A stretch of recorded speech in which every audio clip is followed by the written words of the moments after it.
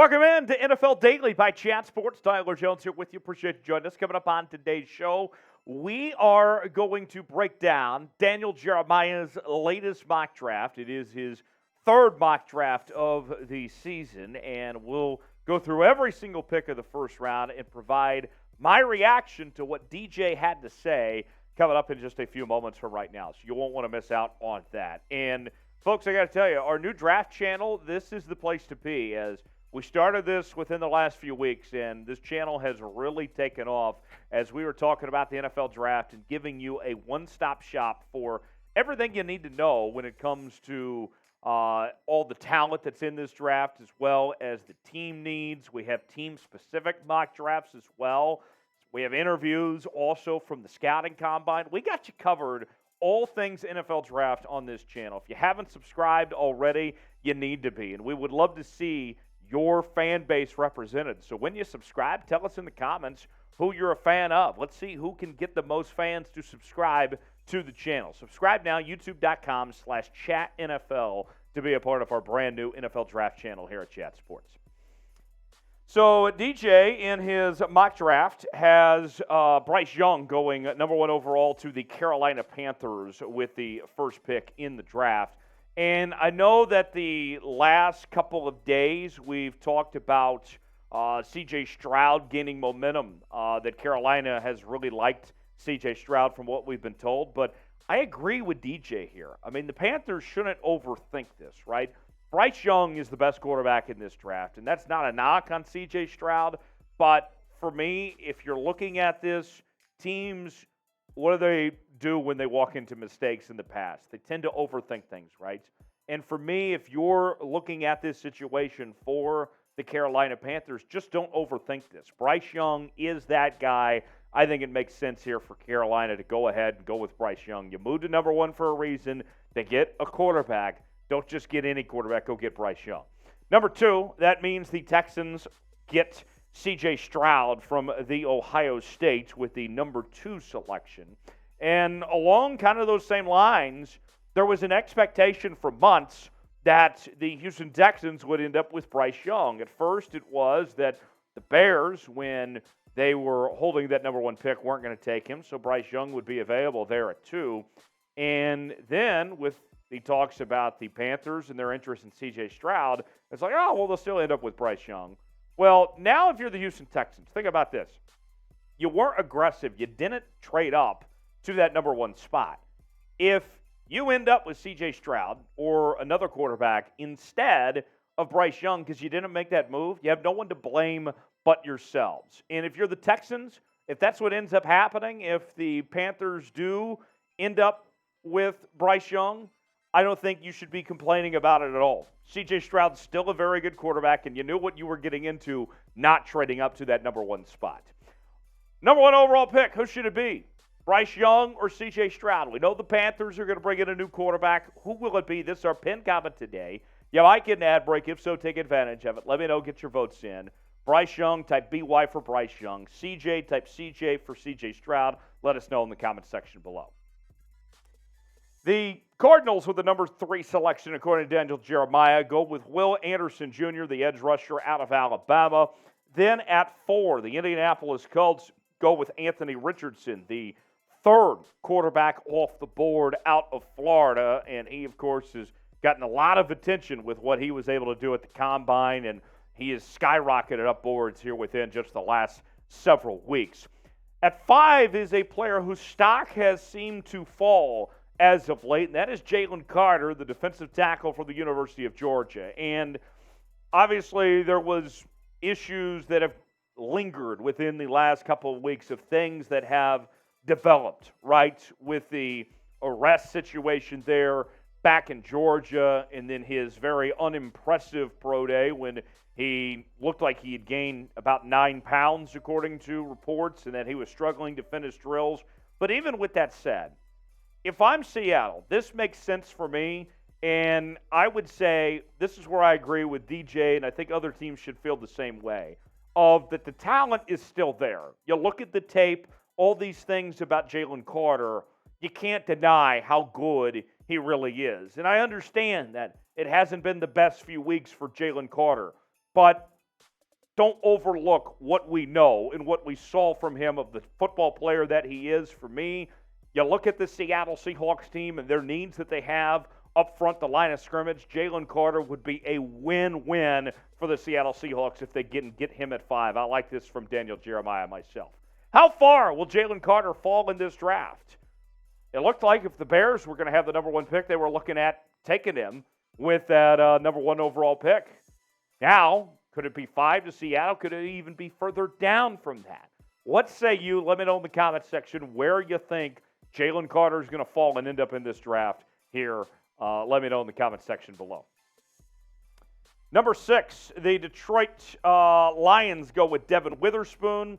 Then we see the Las Vegas Raiders at 7 go with Tyree Wilson. 8, Christian Gonzalez ends up with the Atlanta Falcons at that position there. And I'll say this, what's the mock drafts that we looked at the other mocks within, the last couple of months, the run on corners typically doesn't start till after the first 12 or 15 picks.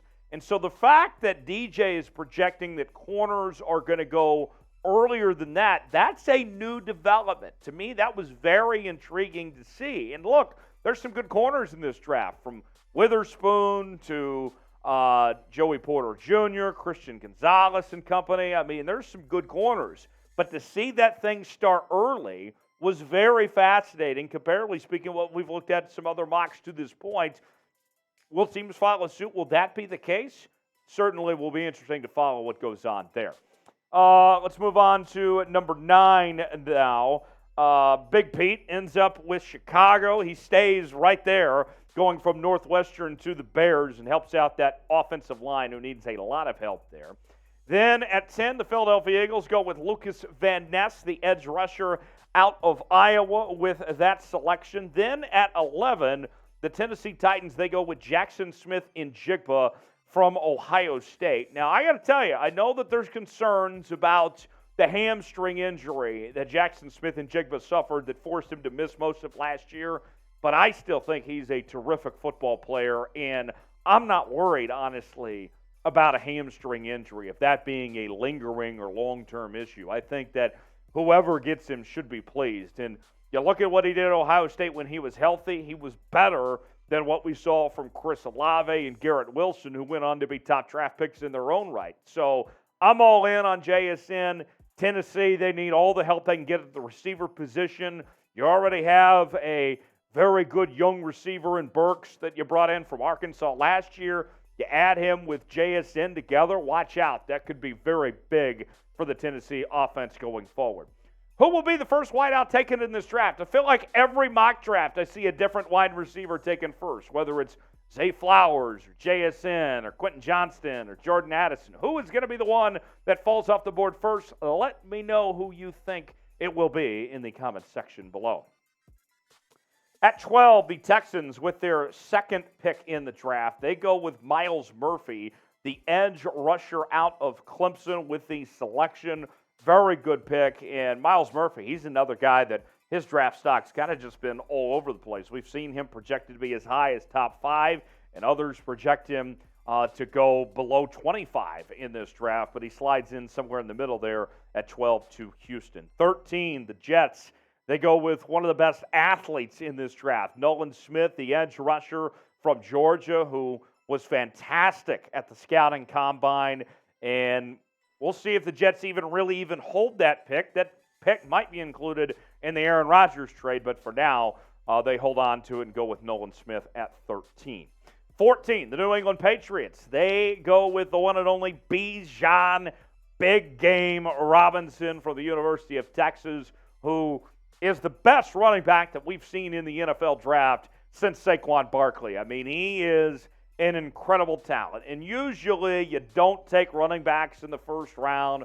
That's the rule we've been told. But there's guys that are the exception to the rule. Now, I'll say this. Bijan, as good as he is and has the potential, I think, even to be a Hall of Famer someday with how good he is, I would be a little bit surprised to see Belichick draft a running back within the top 15. We've seen Belichick his history when it comes to the running back position, typically that's not something that he is used to doing, not something that he does. And so this would be a new development, but like we said earlier, Bijan is kind of the exception to some of the norms that are out there. So we'll see what Belichick does. But that, to me, I found very fascinating to see him go that early at 14 with knowing how Belichick operates. Number 15 on the list, the Packers. They go offensive line. Paris Johnson Jr. from Ohio State, another Buckeye off the board, getting help for what we will believe to be quarterback Jordan Love, getting him some protection there. At 16 is the first tight end off the board, Dalton Kincaid, a guy that's seen his stock rise a lot within the last few weeks, and certainly a very athletic tight end with good hands and good pass-catching ability. The Bucs would be certainly, or the Commanders rather, would be certainly happy to have him for sure, another weapon in their offense. Number 17, the Steelers go offensive line. Kenny Pickett jumps up for joy to get help on that much-needed help on the offensive line with Broderick Jones from Georgia going at 17. Cansey goes to the Lions. The big fella, the defensive tackle from Pitt, at 18 goes to Detroit. Very good find there for a heck of an athlete that's just strong as an ox, to put it mildly. 19, the Bucs go quarterback. I know that they already signed Baker Mayfield, but in this mock draft, they go with Will Levis at 19. Now, the storyline, obviously, it's a big deal with the idea of, Tom Brady's potential replacement falling at 19, but also, going to the Bucs there, but also the Will Levis projections. We've seen him as high as number 1 overall, and there's been talk about these quarterbacks of maybe even having 4 quarterbacks go in the top 5, right?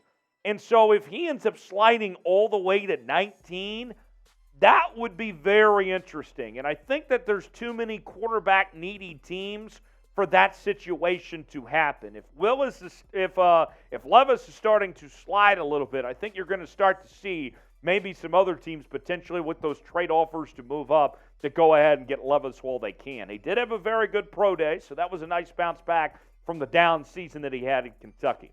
Where does Will Levis get drafted? Does he end up still in the top 5, or does he slide like we see from Daniel Jermiah here all the way at 19? Where will Will Levis get drafted? Tell us in the comments section where you think he ends up in the comments below. Now, the next pick, let's go to 20. The Seattle Seahawks go with Jordan Addison from USC, providing another weapon for Geno Smith. Remember, Marquise Goodwin ended up signing with the Cleveland Browns this week, so they need to find a new wide receiver 3. Tyler Lockett is 30 years old and dealt with some injuries this year, so maybe they're finding their future pairing with DK Metcalf there at that spot. Speaking of receivers, the Chargers go with Zay Flowers from Boston College at 21 to help out Justin Herbert there in that passing game. Not a bad pick for the Chargers. The Ravens at 22, they go with Joey Porter Jr. And I got to tell you, if I'm the Ravens, I'd be drafting receiver. I think this team needs all the help that they can get at that receiver position. But when you look beyond that of the other needs, corner's probably their second biggest needs. Joey Porter Jr. going to Baltimore does make sense to an extent. His dad obviously was a big-time Steeler, but Joey Porter Jr. says that he would have no concerns or issues playing for the arch-rival Ravens. 23, this is probably the biggest surprise of this entire mock draft, is that DJ has Hendon Hooker from Tennessee going at 23 to Minnesota. Now, I got to tell you, Hendon Hooker was fantastic last season for the Tennessee Volunteers, and they were in contention to make the college football playoff, had a lot of good things going for them last year with him under center. But then he got hurt, tore his ACL, and that took him out of the Heisman race. Tennessee ultimately ended up losing some games down the stretch that forced them to be out of playoff contention, and their season just kind of all, fell apart there towards the end of the year. Not only is he coming off an ACL injury, but he's 25 years old, okay? I mean, there's guys in the league that are already looking for their second contracts that are around that age. And so you got a guy that might not be able to play immediately and is older as is. I find that really hard to believe that Hendon Hooker is going to be a first-round talent. Even if he was 100% healthy, I don't know if he would be a first-round talent. But really? 25 for a guy coming off an ACL injury that's already 25 years old? To me, that might be a reach. If you're Minnesota, though, you do have Kirk Cousins. So he could still be your starter next year, potentially redshirt Hendon Hooker there. But to me, I don't know about that. That to me was a huge surprise, a big shocker in this mock draft there from DJ. Will Hendon Hooker go in the first round? I don't think so. That's one I found a little bit strange from DJ. But what do you think? Do you agree with Daniel Jermiah that he ends up in the first round or not? Let us know in the comment section below. Why for yes and for no. Couple more here for you. Let's go 24. The Jags go corner. They add Deonte Banks from Maryland with the selection. Then at 25, we see the New York Football Giants get help on the offensive line with Joe Tippmann from Wisconsin. 26, the Cowboys get help on the defense with Smith, a defensive tackle from Michigan. 27, the Bills go receiver. That's where we find Quentin Johnston from TCU. Quentin Johnston, some say, is the best wide receiver in this draft. He is a huge deep threat, got a lot of size, athleticism. I mean, just all the things that you would want in a receiver. And he's a good possession receiver as well. Now, he did start off 2022 a little bit slow, but he finished the year strong, and it was a huge impact in the win against Michigan in the playoff game there for the TCU Horned Frogs.